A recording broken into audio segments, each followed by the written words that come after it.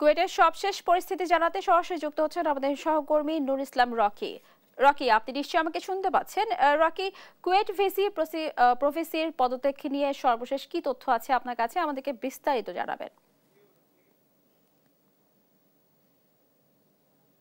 ছাত্রদের অনশনের দাবির প্রেক্ষিতে বিশ্ববিদ্যালয় মঞ্জুরি কমিশনের যে সার্চ কমিটি ছিল, এই সার্চ কমিটি কিন্তু গতকাল গভীর রাতেই শিক্ষার্থীদের অনশন ভাঙিয়েছে এবং তারা আশ্বস্ত করেছিল খুব দ্রুতই বিশ্ববিদ্যালয়ের ভিসি এবং প্রভিসিকে প্রত্যাহার করে কোনো সিনিয়র শিক্ষকের দায়িত্ব দেওয়া হবে। তবে আজ দিনব্যাপী যে গুঞ্জনটা হয়েছে সেটা হচ্ছে যে ভিসি এবং প্রভিসির পদত্যাগ নিয়ে আমরা কিন্তু একাধিক বার কিন্তু ভিসি প্রভিসির সাথে যোগাযোগ করার চেষ্টা করেছি এবং বিশ্ববিদ্যালয় রেজিস্ট্রার সাথে যে এই ধরনের কিন্তু কোনো ধরনের পদত্যাগপত্র কিন্তু তারা জমা দেননি।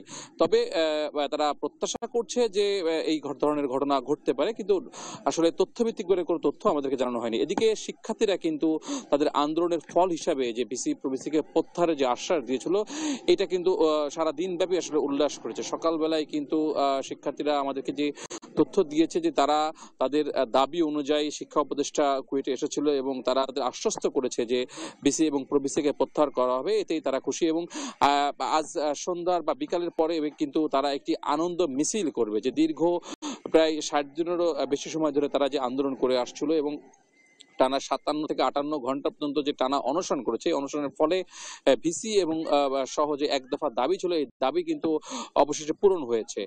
আরেকটু বলে রাখি যে আমরা শিক্ষক সমিতির নেতৃবৃন্দের সাথে কথা বলেছি, তারা যেটি বলেছে যে এই ভিসিকে এইভাবে অপসারণ বা প্রভিসিকে অপসারণের যে কথাগুলো আসলে মিডিয়াতে আসছে, এটা আসলে আরো বেশি অধিকতর তদন্ত করে সিদ্ধান্ত নেওয়া উচিত ছিল বলে শিক্ষক সমিতির একাধিক নেতারা আমাদের জানিয়েছে। তবে শিক্ষার্থীরা যেটি জানিয়েছে যে সকল কিছু তদন্ত করেই উপদেষ্টা পরিষদ থেকে বা ইউজিসি থেকে কিন্তু এমন সিদ্ধান্ত নিয়ে আছে এবং তারা কিন্তু উৎফুল্ল তাদের যে দীর্ঘদিনের আন্দোলনের ফলে ভিসি কে অপসারণ করা হয়েছে।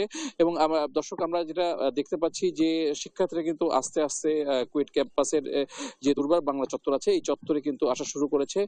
তারা কিন্তু কিছু সময়ের ভিতর একটি আনন্দ মিছিল করবে বলে আমাদেরকে তারা জানিয়েছে। তো খুলনার কুয়েট থেকে এটা আমার কাছে ছিল সর্বশেষ সংবাদ।